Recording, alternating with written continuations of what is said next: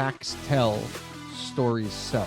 No one gives a about that answer. No, ever. right. No one ever read that was like, you know what? Now I'm going to buy it. I didn't know they had lifetime warranty. The people who have money, the easiest thing to do is give you money. Ask them for their time, and that's really, really hard. Wix E-Commerce is the professional platform that enables entrepreneurs all over the world to create and run their online stores and grow their e-commerce businesses. One of those entrepreneurs is Angel Gregorio, who runs thespicesweet.com, a $2 million multi-channel business on Wix. When the pandemic forced so many brick-and-mortar businesses to close their doors, Angel knew she had to pivot to online to keep selling her spices and keep up with the demand from her loyal customers. In fact, in just a few months, she sold over $900,000 worth of spices through her online store, and her last batch sold out in 2.5 minutes. Angel uses social channels to drive special sales and email marketing to update her customers about new inventory and upcoming events. She also uses in-depth analytics to gain business insights and monitor everything in her sales funnel: store management, marketing automations, and detailed payment reports, all from one dashboard.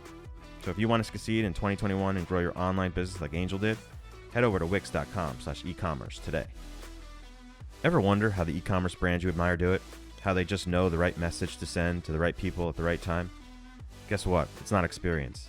They have the right data and the right tools. They have Clavio. Clavio's data-driven marketing automation platform is sophisticated enough to power those legendary campaigns from the brands you admire, but they made it simple, easy, and fast enough for anyone to use. Clavio helps brands easily create personalized, multi-channel marketing campaigns using the most powerful asset: your customers' data. Clavio integrates with all leading e-commerce platforms, helping you use your customer data in real time to send more relevant email and SMS automations. Plus, building a marketing campaign is drag and drop easy. You can get started with your first campaign in under an hour and easily build from there with Clavio's best performing templates. Clavio gives you all the power of an enterprise marketing automation platform and none of the complexity, so you can compete with the big guys. No wonder more than 65,000 brands can't get enough. To get started with your free trial of Clavio, visit clavio.com/uncensored. That's KLAVIYO.com/uncensored.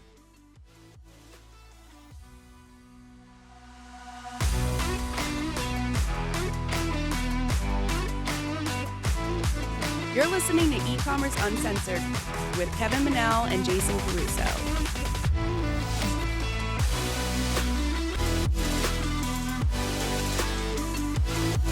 Hey everyone, and thanks for joining us on another episode of E-Commerce Uncensored. This is episode 216. My name is Kevin Manel, and I'm here with Jason Caruso. And this is part 2 of our interview with Tom Burden, the founder of gripmat.com. And, in this part, first of all, if you didn't check out part 1, if you're just coming in part 2, make sure you go back and check out part 1, because there's a lot of interesting things with this guy, because this guy is one in a million. And I started looking at his Instagram too. He puts it all out there. He's got the same kind of personality on there that he did on the podcast. Does he? Yeah. He's a real cool guy. He's definitely somebody we'll have back. Oh yeah, for sure. And in this part, we talk about the influencer things and some affiliate programs he's tried out, some giveaways. We talk about, the evolution of the business and some of the missions he's going on that go outside of like his business, and him taking his next trip to Brazil. So really, really great stuff. So did you want to talk about the Facebook course this time, Jason, or you want to wait for next time again? No, we'll wait for next time, because I am preparing a webinar that is going to explain everything and put everything out there for everybody. So we'll do that next time.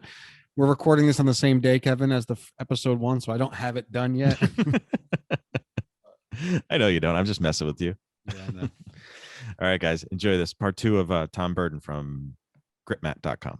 Anyway, yeah, I guess tell me, what's your strategy with influencers, and how do you attract influencers? Or Yeah, well, we don't do it specifically, but our client, one of our clients, does it a lot. And the hardest part about the influencer thing is just tracking it all and making sure that when they get your product, they actually do what they said they would do, right? Like they actually create the video or put it on Instagram. And the management of that is the toughest thing. But generally speaking, you don't want to go after the real big ones, because they have people going after them all the time. You want to go to like the middle guys, right? Like 100,000 followers, 200,000 followers, because they're the ones that like, they want the money. they want the product or whatever you're giving them, right?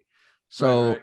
and those people tend to have more engaged followings than like, a Kim Kardashian. Yeah, she has a lot of people following her, but she also has a lot of people looking, for her to buy her time, buy her Yeah. wallet or whatever. Yeah. I mean, if you get that mid-level influencer, I mean, their audience knows that there's a way higher chance that they're going to engage with the influencer.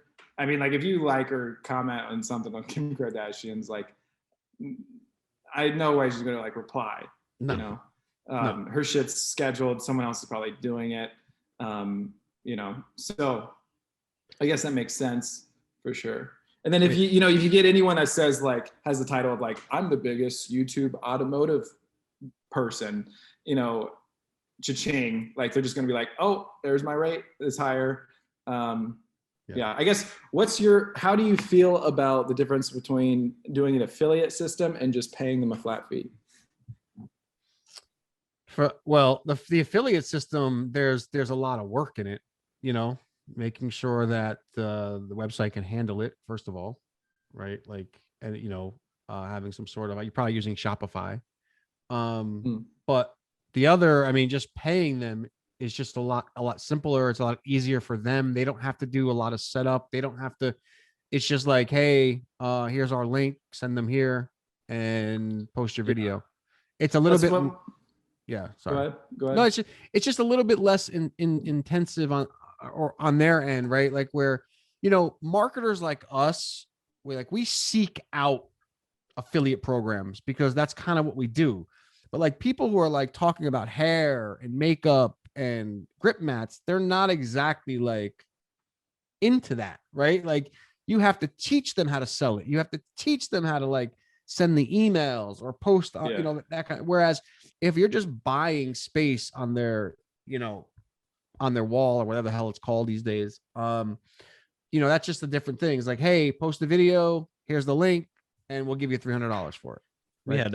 We had an influencer, or like a pretty big influencer marketing guy on a couple months back, and he had a really kind of interesting strategy that we're kind of trying to get into, is actually taking over a influencer's ad account and actually running ads directly from their own ad account. Because when you contact them, they don't, the way he explained it, because we haven't really done it yet, but when you contact them about running ads, they're like clueless. They're just used to like posting funny videos or right making selfies. So when you tell them that you're going to run ads, you're going to pay for it, you just do it under their name. It seems like it's a really good plan. Yeah, because if it's different if it's like grip mats doing a giveaway for grip mats versus Kevin, this influencer, is doing a giveaway for grip mats. Right, exactly. And then just the same ad dollars just coming from one source. I like that. Yeah, we're sorry, go ahead. I guess like Jason, like with what you're saying of it, like I am seeing now, it is way easier just to like pay them a flat fee, because before, like I was saying, like when you're broke and you're like, when you hear the concept of an affiliate, you're like, oh, it's basically free. And then you get paid as much as you push it, which is great. But the thing is, in reality, you're like not a priority to that influencer. And then now they're like, I think Kevin, you're saying they got to like make an account and all this and, affiliate stuff. So yeah, when you just pay them, I think there's like some magic sauce in there of just like getting them to like really having a higher ROI than an affiliate. And it's way faster because it's almost like contract based. It's not like, oh, when I do get the affiliate, I'll post it whenever I get to it. It's just like, yo, we paid you X dollars, like make the post or give us our money back. And they feel, so there's a couple ways of doing it. Like you could just give your product away and hope and pray that they post about it. But you can also, like you said, pay them, which would give them a higher obligation to do it. And right. And that's kind of where we found that it works the best, is like, look, we'll give you whatever it is. They kind of have to feel obligated to do it. And there's actually some influencers that will actually work with you. Like they'll want to like do it over and over so they can continue making this money, right? It's not just like, it doesn't have to be like a one-off thing. Like they want to like, hey, I want $1,000 a month. And this is what I'll do. I'll give you 3 posts a month. I'll blast it out to my Facebook, my Instagram. And if they have an email list, they'll do that. So that's also another option. And what what we're concentrating a lot on now, Tom, to be honest with you, is like, you know, we have this partner in our wildlife photography business, and we're like, look, if we do like this affiliate program, we're going to give people 50% of the first sale. He's like, how can we afford that? 50%. I'm like, dude, it costs us like $100 to acquire a customer. If I'm going to only pay $50, which is half of a yearly subscription, Right. it's half as much to acquire a customer, right? So we're focusing a lot on like, what's our cost of acquisition? And then how do we, find creative ways like this to cut that in half or bring that down? Because a lot of people will tell you like, I don't want to pay someone. Well, what is it going to cost you to acquire a customer? If you know those numbers, it's much easier to feel like you're not just paying someone. So yeah, I mean, another thing that we were doing is that we were seeing like cost per like 1,000 impressions, and then just kind of equating that to like, that really helped boil down to like, I don't know if it was like $8 or $10 or I don't know what it was. And then we could just basically look at an influencer and like, okay, average video, they're getting 100,000 views. So then therefore it helped just break down to like, how much are they willing to, do it for? So it just helped like get us in the ballpark. If it's equating to like, what we would normally pay is $1,000 for that many views, and they're asking for 5,000, then there's just like no way. But if it's like that's 1,500 views and it's coming from like more of an organic source, or $1,500, and then be coming from more organic source, that's like much better. Yeah, then the exposure also. That's another thing you got to think about, right? It's not always just about making that sale right then and there, right? Like if you're, if you're selling to a demographic like yours, right? Like just the exposure is worth something, as well. Right. Especially with a product like yours that nobody knows about, or sorry, that you've invented. You know what I mean? Like when you invent something, it's even more, valuable just to get your name out there. Right. I think to the affiliate program thing, it's like, I think in order to have it be successful, it's almost got to have a life of its own. It's almost like its own business. It's like you're trying to sell grip mats, on your main core business. And then you got to try to sell to your affiliates, so that not sell, with money, educate them, and you have to manage them, and you have to market to them a completely different message. We just had this conversation actually this morning with our team about the digital magazine that we have. And it's like, you gotta teach them how to sell it, or they're just gonna like post, and like you said, post on their blog every once in a while or on their Facebook page, and it's just not gonna have the kind of value. If you want to be successful, you gotta really have a strong program. Do you do group giveaways, like other companies together? No, we haven't done. No. Okay. Because we're paying for the product. We don't even ask these people to give it to us for free. Okay. So my marketing team's probably gonna hate me for this, but check out UpViral. It's like a systematic approach to do giveaways. We're about to launch a couple.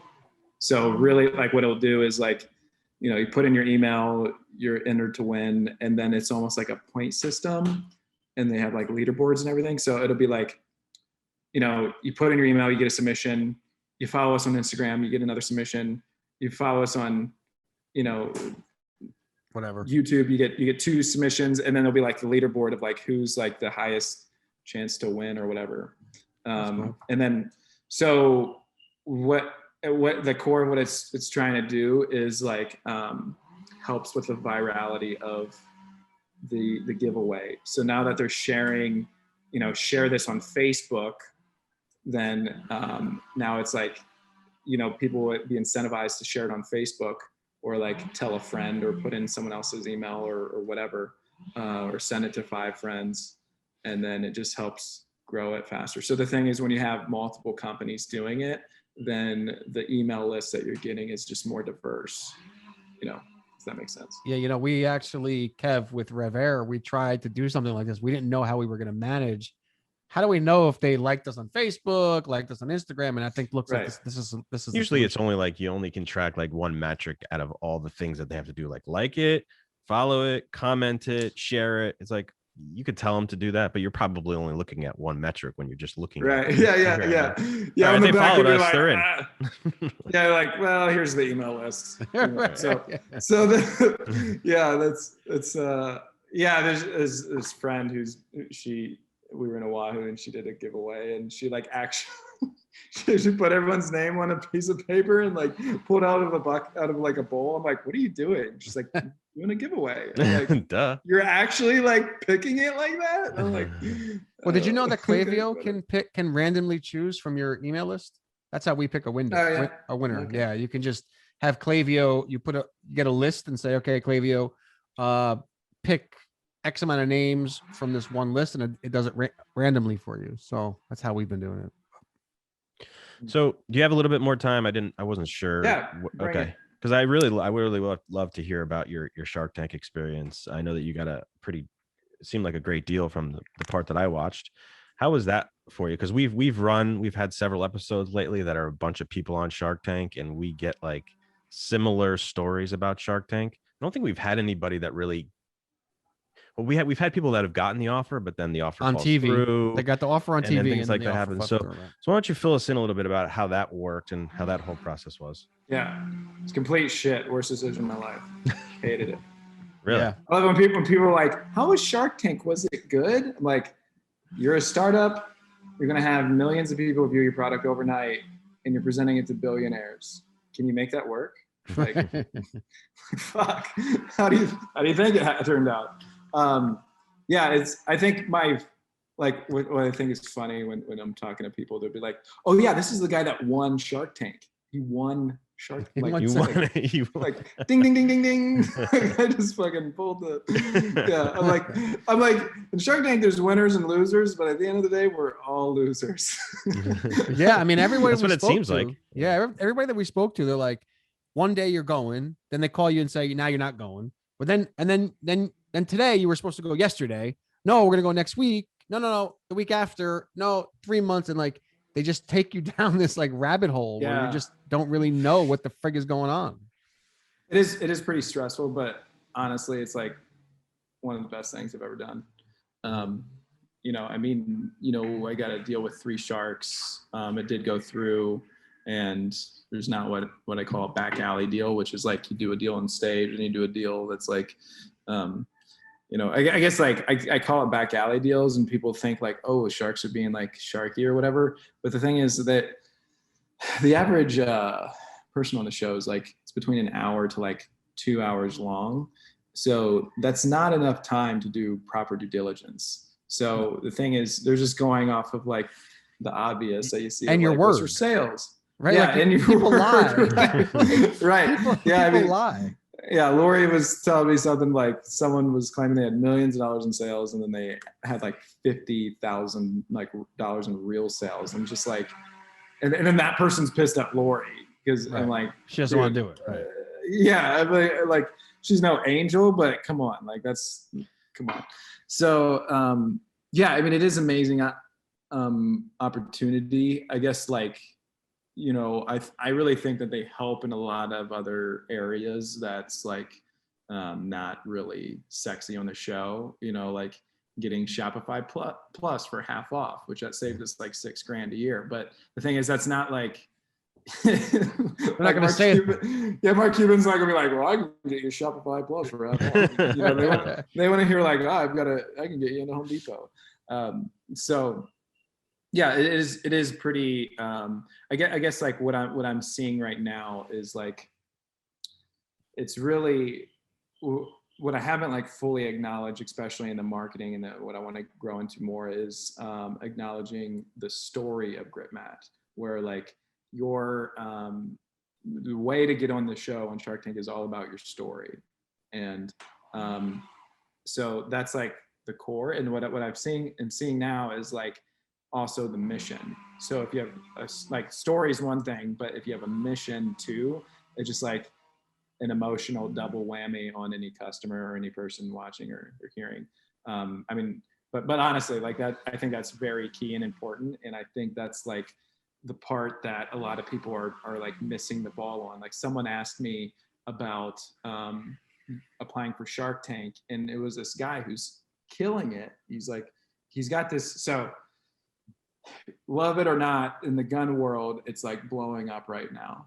And there's like a shortage for ammunition. So his product was basically getting you to be able to like train without ammunition. So this is like a big deal. And, he's asking me about being on Shark Tank. And I'm like, well, like right away, they're not going to want to be political. And I was like, what's the story? If you're like a Navy SEAL who like had this idea to help, this ammunition shortage to help the military, that might work. But the real story was he's a Canadian guy whose friend works at Shopify and was like, hey, this is a hot trend. Try to find a product. He found a product, and I think he's like licensing it or like somehow partnered with it. And then that's the story. I'm like, you can't just like, the story can't be like, I was just sitting on the couch and I had an idea. Like if my story was, I was like watching National Geographic and saw something about the military and it looked hard to work on jets. And I was like, maybe we could use this tray. Like that's not a story that people can relate to. So that's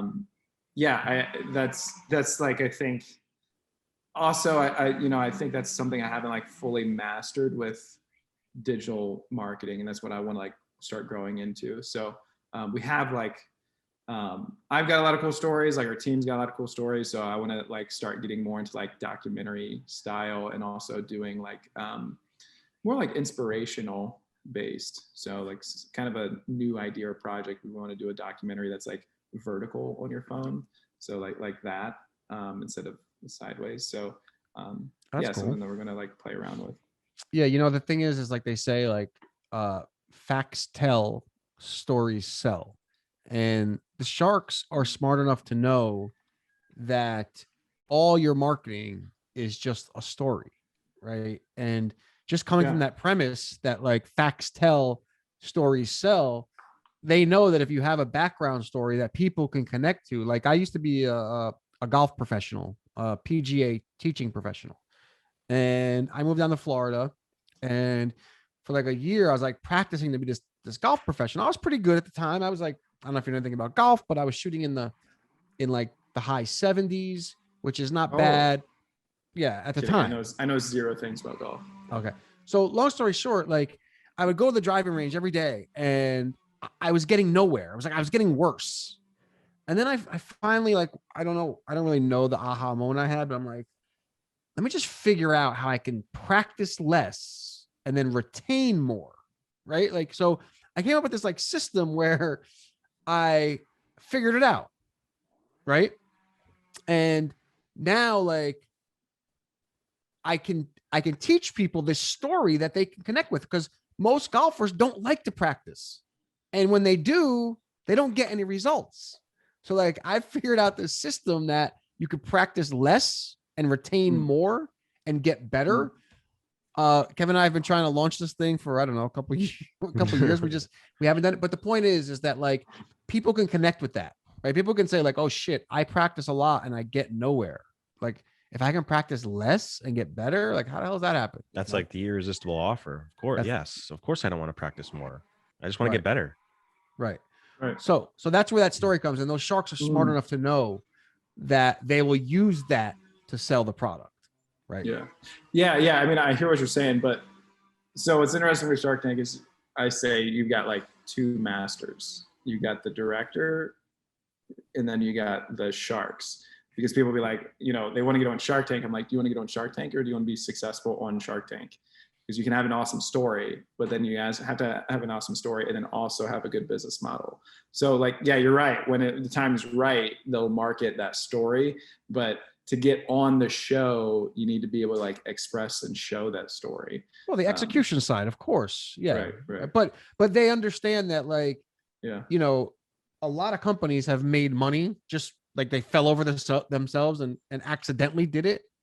But when it's done on the back of a story, it's just a lot easier to sell a product, because most people in whatever niche that you're in are buying your product because of a struggle that they've had, not because they like you, right? Like yes, you need that know, like, and trust in the end, but they have to connect with that problem, and they know that that's done through story.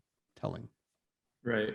Yeah. So, we really want to like beef up our storytelling. What we did, basically the past year was kind of we'll say Harmon Brothers videos. Uh-huh. So, we'll make something that's like funny and like kind of storytelling and, kind of like what's great about Harmon Brothers is that they're using a lot of humor. What's kind of like the bad part, if you like really break it down, is that they drill in the problem. And it could be like a minute before they even say what the fuck the solution is. and like, there's so many people that's like, I'm done. I can't watch this anymore. Like, who are you using? What do you mean? To do that video? You guys doing it yourself? Yeah, we just do them ourselves. All right. Well, if you need a guy, I got a guy who's like if Harmon Brothers are like $1 million to do a video, he does them for like 25K. Yeah, he learned from them. He learned from them. So we do them for like $25. So oh shit. Never mind. You don't want his number. It's almost like more fun with us doing it because like Alex and I will like write a script, or he'll write a script and then I'll like start adding humor to it. And then it'll be like, all right, this is what we want. And then there'll be a point of like, all right, this is what we have. And it just like turns into something shitty. He'll be like, all right, I want to have a girl here. Like a girl like display, like brings in a gift. And then instead of a girl, it's like me with a mop on my head, acting like a girl. Like need another person here. And it's just like me and a bandana and like a fake Keep growing out that hair, man. You can play the part. You don't even need a mop. Right. Yeah. But it is. So anyway, I guess, we've kind of, what I realized, like what you're saying is like facts tell and then stories sell. We, before we were like focusing heavy on facts, like reduce maintenance time, you won't lose anything, whatever.